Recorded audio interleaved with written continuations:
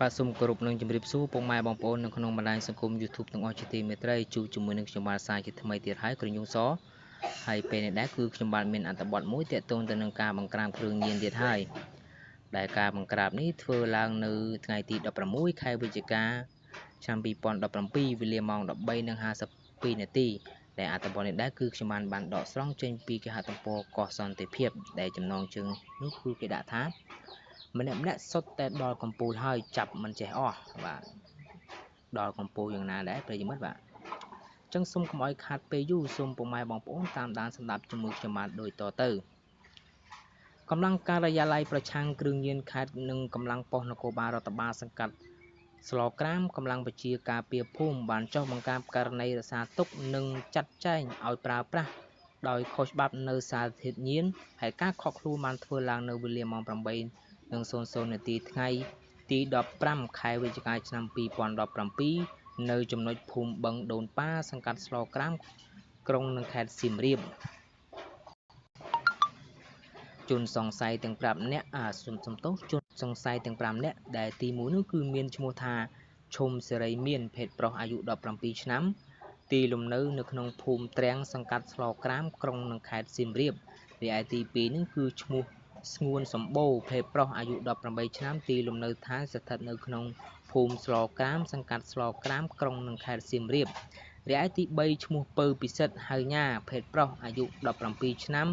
ដែលមានទីលំនៅនៅក្នុងភូមិមណ្ឌល3សង្កាត់ស្លក្រាមក្រុងនិងខេត្តសៀមរាបទី4ឈ្មោះគង់វាសនាភេទប្រុសអាយុ17ឆ្នាំមានទីលំនៅនៅក្នុងភូមិបឹងដូនប៉ាសង្កាត់ស្លក្រាមក្រុងនិងខេត្តសៀមរាបរីឯទី5នោះមានឈ្មោះថាកងសមនភេទប្រុសអាយុ31ឆ្នាំមានទីលំនៅនៅក្នុងភូមិកំពង់ក្ដីឃុំកំពង់ក្ដីស្រុកជីក្រែងខេត្តសៀមរាបអ្នកទាំង5មានសារធាតុញៀននៅនឹងមុខអ្នកទាំង5មានសារធាតុញៀនក្នុងនិងមុខរបរគ្មានដូចគ្នា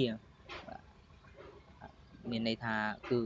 អ្នកទាំង5ហ្នឹងគឺគ្មានមុខរបរពិតប្រាកដទេហើយក៏ជាអ្នកផ្ទុកទៅដោយសារធាតុញៀនទាំង5នាក់តែម្ដងប្រិយមិត្តបាទក្រោយការខកខ្លួន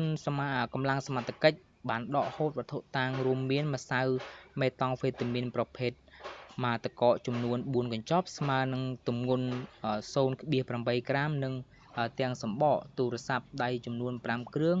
ឧបករណ៍ប្រើប្រាស់គ្រឿងញៀនមួយចំនួននិងខ្នោះដៃមួយគូផងដែរបាទមានតាំងពីខ្នោះដៃទេបាទប្រិយមិត្តនេះបាទប្រើប្រាស់គ្រឿងញៀនហើយមានខ្នោះដៃរបស់ប៉ូលីសទៀតបាទមិនដឹងជាគាត់នឹងរស់ស៊ីស្អីទេ